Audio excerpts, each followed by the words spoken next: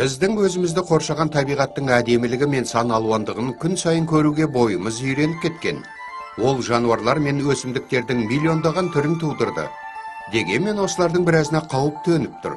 Олардың жер бетінен жоғалып кетуі әбден мүмкін. Мұндай үрдіс бұрын да болған. Соңғы 500 жылда біз өсімдіктер мен жануарлар әлеміндегі 850 түрден айырылдық. Ал қызыл кітап сирек кездесетін түрлердің жоғалып кету мәселелеріне назар аударту үшін жасалынған.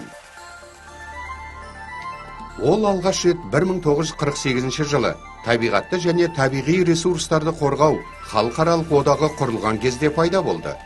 Бүгінде қызыл кітапты осы ұйым шығарады. Неге оны қызыл деп атаған? Бұл түс тоқта, жойма деген мағынаны білдіреді. Қызыл түс қауіп қатер таңбасы. Бағдаршамның тыйым салу жарығының қызыл болуы тегін емес. Көрдің бе? Тоқта. Шындығында бұл кітапты қызыл емес, түрлі түсті деп атау қажет еді. Оның парақтары қара, қызыл, сары, жасыл, сан алуан түсті. Бұл да әдемілік үшін жасалынбаған. Қара беттерде жойылып кеткен түрлер тізімі беріледі. Мысалы, енді ғаламшарымызда теңіз сиыры жоқ, оны 2,5 ғасыр бұрын жоғалтып алдық. Қызыл беттерде жойылу қаупі бар жануарлар мен өсімдіктер тізімі беріледі. Ғалымдардың болжамы бойынша жуық арада ілбіс немесе қар барысы секілді жануарлар әлемінің бір өкілін жоғалтып алу қаупінде тұрмыз. Биік тауларды мекен ететін осы бір әдемі жануарды тірі табиғатта кездестіру мүмкін емес. Олардың қалған санын ешкім білмейді. Браконьерлерді оның әдемі терісі қызықтырады. Уссури жолбарысы да жойылу қаупі алдында. Олардың бар әлемдегі саны 6 мыңдай ғана. Оны аулауға тыйым салынған. Қытайда уссури жолбарысын өлтірген браконьерге өлім жазасы кесіледі.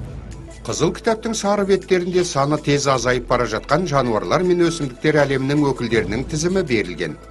Мысалы, ақ аюлар немесе қоқиғаздар.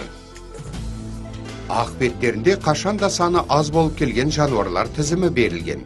Мысалы, көк кит. Сұр беттерінде зерттелмеген, тіршілік ету ортасына қол жеткізілмеген түрлер тізімі.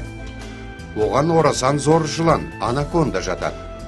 Осы бір қауіпті бауырымен жорғалаушы да қызыл кітапқа енгізілген. Қызыл кітапта жасыл беттер де бар. Бұл ғалымдар мен жабайы табиғатты қорғаушылардың мақтанышы мен үлкен жеңісі. Онда жойылып кету қаупінен аман қалған түрлер енгізілген.